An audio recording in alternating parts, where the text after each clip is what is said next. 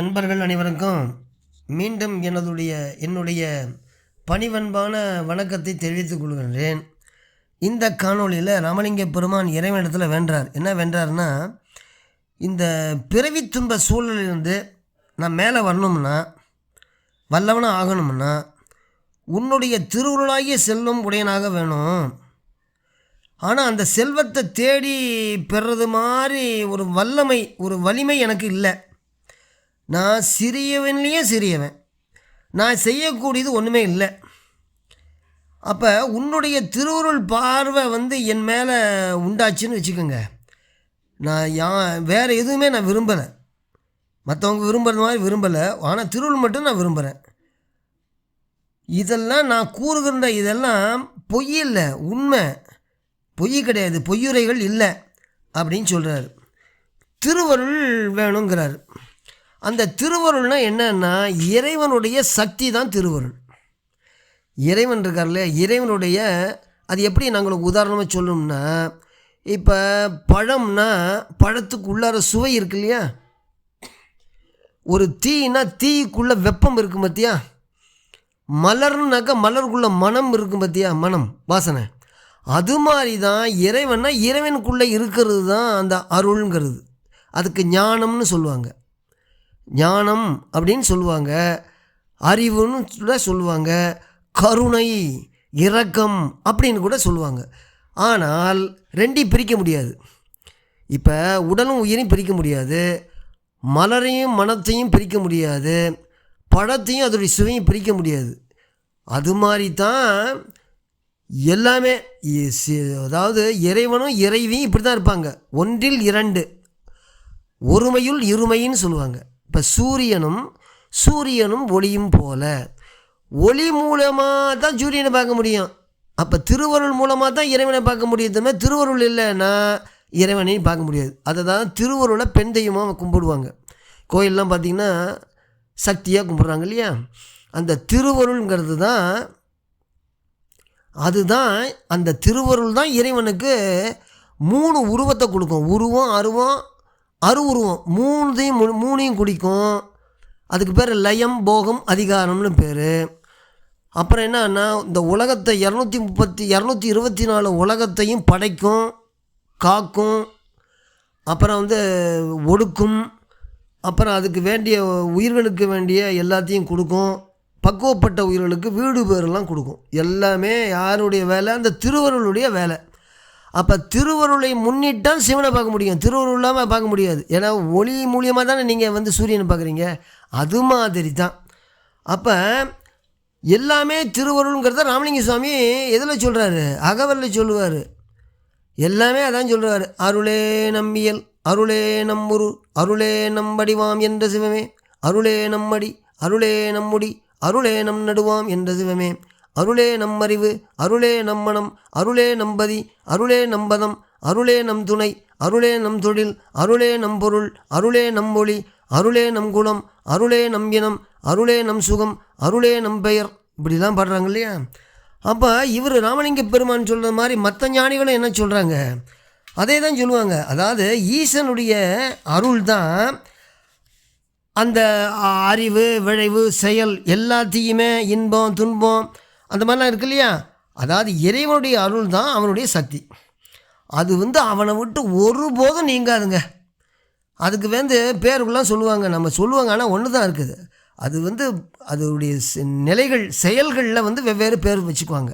பராசக்தி, ஆதிசக்தி, இச்சாசக்தி, கிரியாசக்தி, ஞானசக்தி அப்படின்னு பல மாதிரி பேர் வச்சுக்குவாங்க. ஆனால் ஒன்றே ஒன்று தான். அந்த லயம், போகம், அதிகாரம்ங்கிற 3 கூறுகளும் ஆகி இறைவனுக்கு அருவம், உருவம், அருவுருவம் எல்லாத்தையும் கொடுக்கறது இதுதான். நான் சொன்னது மாதிரி எல்லா உலகத்தையும் உண்டாக்கி காத்து, பிறப்பில் உட்படுத்தி காத்து, வினைக்கு ஈடாக இன்பத் துன்பங்களையும் கூட்டு வச்சு பக்குவம் எய்திய உயிர்களுடைய பிறப்பெல்லாம் அறுக்கும் ஆச்சுங்களா. அதுதான் அந்த இறைவனுடைய அருள்னு சொல்லுவாங்க. இப்போ நம்ம பெண் தெய்வமாக கும்பிட்றோம் இல்லையா, அது. அப்புறம் இன்னொன்று என்னன்னா, நான் உனக்கு சொல்கிறேனே, இப்போ இவர் அருள்நந்தி சிவனார்னு மெய்கண்ட சாஸ்திரர் என்ன சொல்கிறாருன்னா, இப்போ நம்ம கோயிலெல்லாம் பார்க்குறோம் இல்லையா உருவங்கள், அந்த உருவங்கள் எல்லாமே அருள் தான். அது அவர் வச்சுருக்க கத்தி கப்படா அது இது என்னென்ன இருக்க சூழ எல்லாமே அருள் தான். அதை பாட்டாக சொல்கிறார். உரு அருள் குணங்களோடும் உணர்வு அருள், உருவில் தோன்றும் கருமமும் அருள், அரண் தன் கரசரணாதி சங்கம் தரும் அருள், உபாங்கம் எல்லாம் தான் அருள், தனக்கு ஒன்று இன்றி அருளுரு உயிர்க்கு என்றே ஆக்கினன் அசிந்தன் அன்றே. அப்படின்னா என்ன அர்த்தம்னா, பரம்பொருள் அந்த சிவபெருமானுடைய திருவடிவம் அருள் தான். அவனுடைய ஐந்தொழில்களும் அந்த திருவருளிலிருந்து தோன்றுகின்ற பண்புகளும் அருள் தான். அவன் திருவருளில் காட்சி தருகின்ற திருவடி, கை, உறுப்புக்கள், அந்த திருவடிவில் அவன் ஏந்தியுள்ள மான், மழு, மூவிலை, சூலம் எல்லாமே அருள் தான். அவன் உடுத்தியுள்ள ஆடை, புனைந்துள்ள மாலை எல்லாம் அருள் வடிவம்தான். தனக்கு என அவன் திருவடிவம் மேற்கொள்வது இல்லை. அவன் மேற்கொள்ளும் திருமேனி உயிர்களின் பொருட்டே ஆகும் அப்படின்னு சொல்கிறார். அப்போ எல்லாம் அருள் அருள் அருள். பிராமலிங்க பெருமானும் இவர் அதான் சொல்கிறாரு. பிறவி துன்ப சூழலிலிருந்து உய்தி பெற வல்லவனாக வேண்டும்னா உன்னுடைய திருவருள்ங்கிற இது வேணும், உன்னுடைய செல்வம் வேணும், மற்ற செல்வங்கள்லாம் எனக்கு வேண்டாம் அப்படின்னு சொல்கிறார். அந்த பாட்டை படிக்கிறேன். உய்ய வல்லனேல் உய்ய வல்லனேல் உன் திரு அருளாம் உடைமை வேண்டும், உய்ய வல்லனேல் உன் திரு அருளாம் உடைமை வேண்டும். அப்படின்னு என்ன அர்த்தம்னா, இந்த பிறவி துன்பச் சூழலிலிருந்து உய்தி பெற வல்லவனாக வேண்டுமாயின் நான் உனது திருவுருளாகிய செல்வம் உடையனாக வேண்டும் அப்படிங்கிறாரு. அவ்வுடைமையை தேடல் செய்ய வல்லனோ அல்ல கான் சிவனே, அந்த செல்வத்தை தேடி பெறத்தக்க வல்லமை எனக்கு இல்லை அப்படின்னு சொல்கிறார். அவ்வுடைமையை தேடல் செய்ய வல்லனோ அல்ல கான் சிவனே, நான் எனக்கு உண்மை தெரியல, செய்வது என்னை நான் சிறியருள் சிறியேன், நான் சிறியருள் சிறியேன். அப்புறம் என்ன சொல்கிறாரு,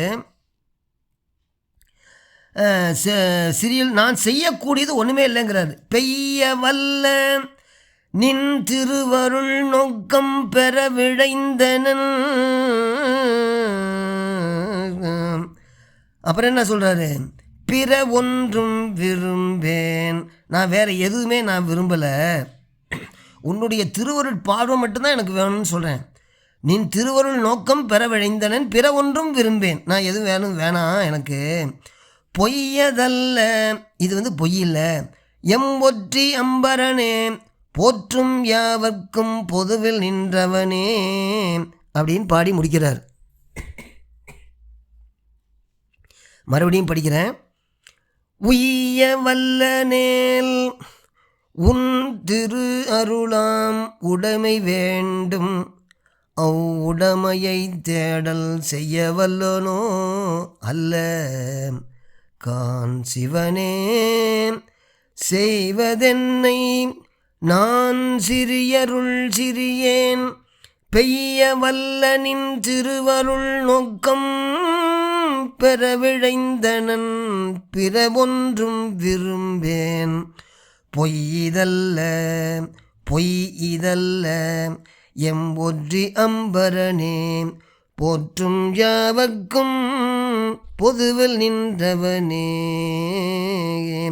எங்கள் ஒற்றியூருளை எழுந்திருக்குள்ள பரம்பொருளே, போற்றுகின்ற பல்வகை மக்களுக்கு நடு நின்று அருள் புரிபவனே, பிறவி துன்பத்திலிருந்து உய்தி பெற வேணும் இல்லையே. இப்போ நமக்கு பிறவி 84 லட்சம் யோனிகள் இருக்குது, 4 வகைன்னு சொல்கிறாரு ஐயா. சொல்கிறார்ல, தாய்க்கருப்பையில் தங்கிய உயிர்களை, முட்டை வாய்வையிலும் முழு உயிர்த்தர்களை, நிலம் பெறும் உதித்த அப்படின்னு சொல்லுவார். அப்புறம் என்னது, வேறு ஊரை விதித்த மிகவும் 4 வகை சொல்கிறாரு, 7 வகை தோற்றம் சொல்கிறாரு, 84 லட்சம் யோனிகள் இருக்கார். அப்போ பிறவி பெருங்கடல் நீந்துவர் நீந்தால் இறைவண்டி சேதாதாங்க. அப்போ பிறவியாகிய பெருங்கடல் அந்த துன்பச் சுழலிலிருந்து நாம் உய்தி பெறணுமா இல்லையா? அப்போ அந்த உயிரி பெறணும்னா அவருடைய திருவருள் வேணுமா இல்லையா? இறைவனுடைய திருவருள் இருந்தால் தானே பிறப்பே இல்லாமல் இருக்க முடியும். அந்த பிறப்பு எப்படி இருக்குன்னா ரொம்ப கஷ்டம். அது அண்டசம் சேதசம் உற்பிச்சங்கள் சராயுசங்கள் என்ன அப்படின்னு சொல்கிறாங்க ஞானிகள். என்னன்னா அண்டசம் சேதசங்கள் உற்பிச்சம் சராயுசம் எந்தருநாள் எந்தருநாள் 80,100,001 உண்டு பல்யோனியெல்லாம் ஒழித்து மானுடத்தில் உதித்தல் கண்டினில் கடலை கையால் நீந்தினன் காரியம் கான். கடலை அக்கறைக்கு போன கடலை கையால் நீந்தி அந்த அக்கறையை போகிறதுக்கு சமம் இந்த மனித பிறவி கிடைக்கிறது. 84 லட்சம் இருக்குது. அதில் 4 வகைக்கு 7 வகை தோற்றங்கள் இருக்குது. அதான் 7 வகை பிறவிகளுள் எப்பிறவி எய்தினும் எய்துக அப்படின்னு 7 வகை பிறவியை சொல்லுவார் ராமலிங்க பெருமான். அப்போ இந்த பிறவியாகிய பெருங்கலிலிருந்து நம்ம மேலே வேணும்னா இறைவனுடைய திருவருள் வேணும். அந்த திருவருள் எங்கே இருக்குது? அதான் இப்போ நான் இது வரைக்கும் விளக்கி சொன்னேன்ல, திருவருள்லாம் என்ன, அது யார் என்னன்னு விவரம் பூரா சொல்லிட்டேன். அப்போ இதுலேருந்து நம்ம விடுபடணும் அப்படின்னு சொல்லி இந்த பாட்டை பாடி முடிக்கிறாரு. இப்போ நிறைவு செய்கிறேன். அடுத்த பாட்டு இன்னொரு விவரத்தோடு நான் சொல்லி அடுத்த காணொளியில் நம்ம பார்க்கலாம். வணக்கம்.